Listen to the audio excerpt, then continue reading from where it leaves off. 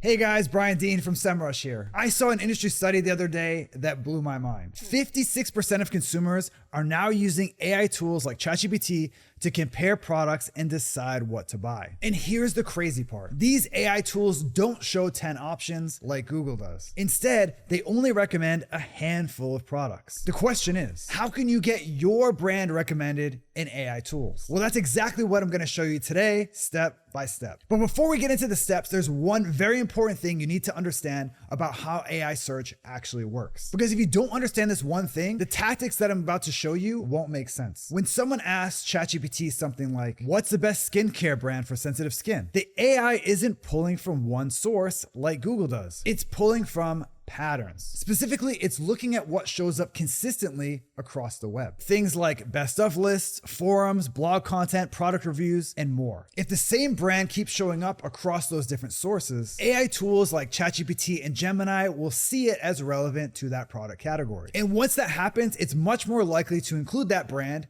in AI answers. Let me show you how this works with a real life example, Keychron. These guys are doing a great job with their AI SEO. Whenever you do a search for mechanical keyboards in an LLM, they're likely to show up as a recommended brand. Why? Well, I did some digging and I discovered that review sites like PC Mag and Tom's Guide rank Keychron in their top recommendations over and over again. Plus, Keychron's Amazon pages are detailed with positive reviews and an average rating of 4.4 stars. And there are multiple Reddit threads in different subreddits that recommend the brand, plus several YouTube videos feature Keychron in their roundup of mechanical keyboards. And AI tools are seeing the same brand being mentioned over and over again in different places, in the same context. So when someone asks for recommendations like, what's the best mechanical keyboard to buy, Keychron is gonna get mentioned most of the time. On the flip side, if your product only lives on your website and nowhere else, there's no pattern for these AI tools to draw from, which means that the AI tool won't be confident enough to recommend you. And this is the big shift a lot of people are missing when it comes to AI SEO. With traditional SEO, you could rank by building a page and building links to it. With AI search, visibility comes from being mentioned across the web in different places in the same context. With that out of the way, let's dive into our first step. Show up in product discussions. Product discussions are one of the main places that ChatGPT pulls from when it decides which brand to mention in an answer. Here's why. When someone reads a list or watches a video that mentions a product, they usually want someone's real life opinion before making that purchase. So they go to places like Reddit, Quora, and industry forums, and they search for things like best hypoallergenic anti-wrinkle cream, is this brand worth it, or alternatives to X. And these threads are important for one main reason. They include real people's opinions, which is why ChatGPT often summarizes these discussions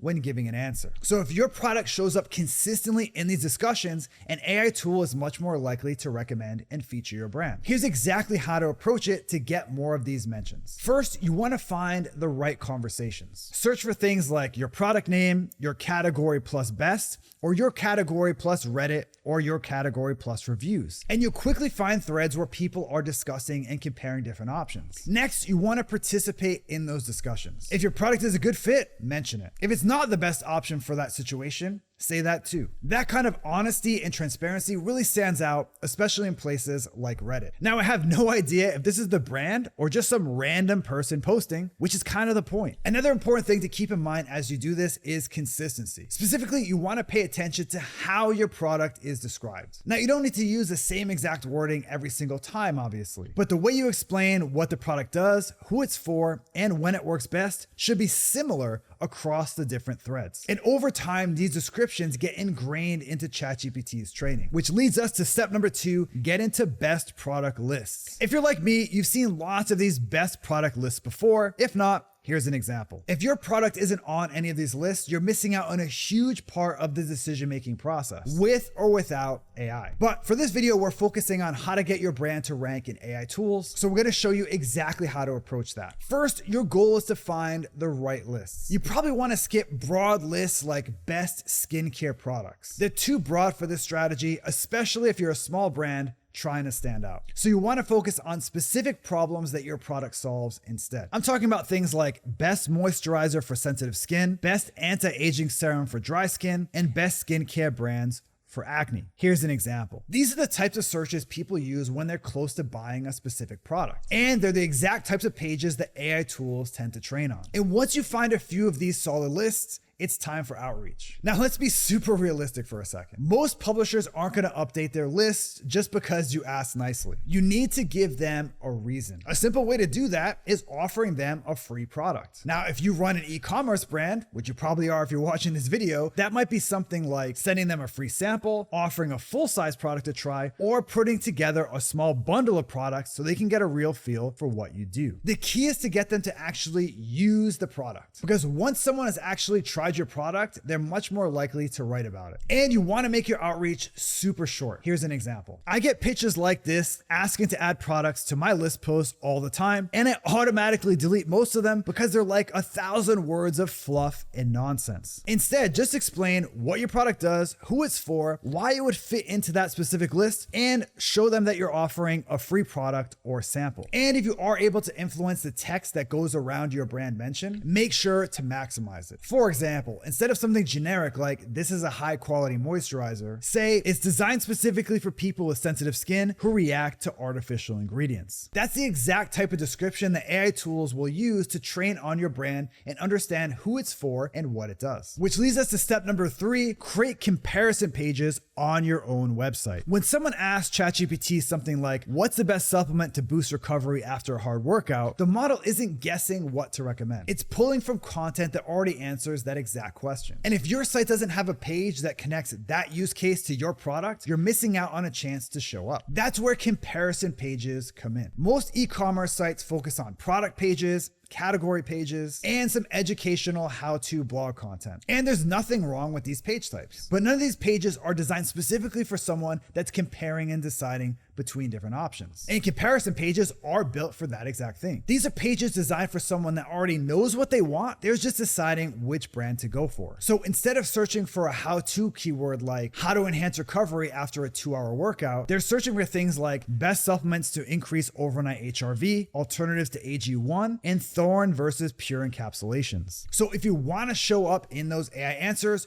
you need content that answers that exact type of query. Here's a real life example. As you can see, this is a comparison page that ranks alternatives to athletic greens. The important thing to point out is that this is a page that's actually published by a competitor to athletic greens, Groons. And this page is sort of a win-win when it comes to AI SEO for that brand. First, when someone asks ChatGPT about alternatives, they have a decent chance of showing up. Second, when the brand is mentioned, ChatGPT can also link to this comparison page as a source. So yeah, that's the goal of this step. Create pages that help people decide what to buy and seamlessly include your product as an option. Which leads us to step number 4, get mentions across the web. I mentioned this earlier in the video, but it's worth repeating. If you want ChatGPT to consistently recommend your product and your brand, you need mention across as many different sources as possible. For example, review platforms are where people go to see if a product actually works. I'm talking about things like Amazon reviews, Trustpilot, and Yotpo widgets on Shopify stores.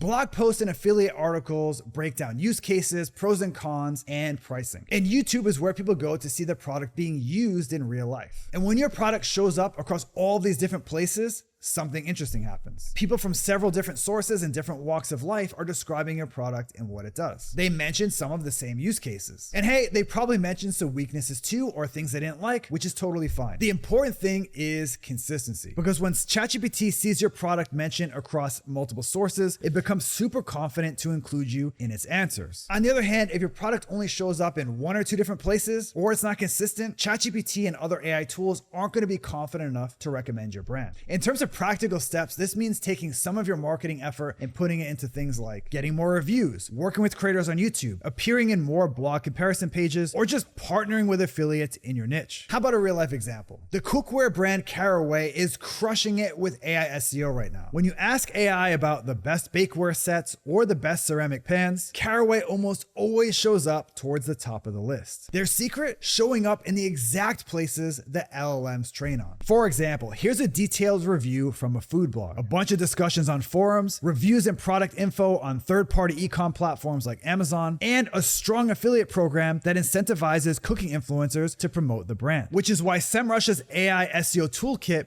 shows that Caraway is outperforming its competitors in terms of visibility in AI tools like ChatGPT and Gemini. So yeah, that's how to get your e-commerce brand to show up more often in AI tools like ChatGPT. And now I'd like to hear from you. What are you doing to get your brand to show up in ChatGPT? Let me know in the comment section below.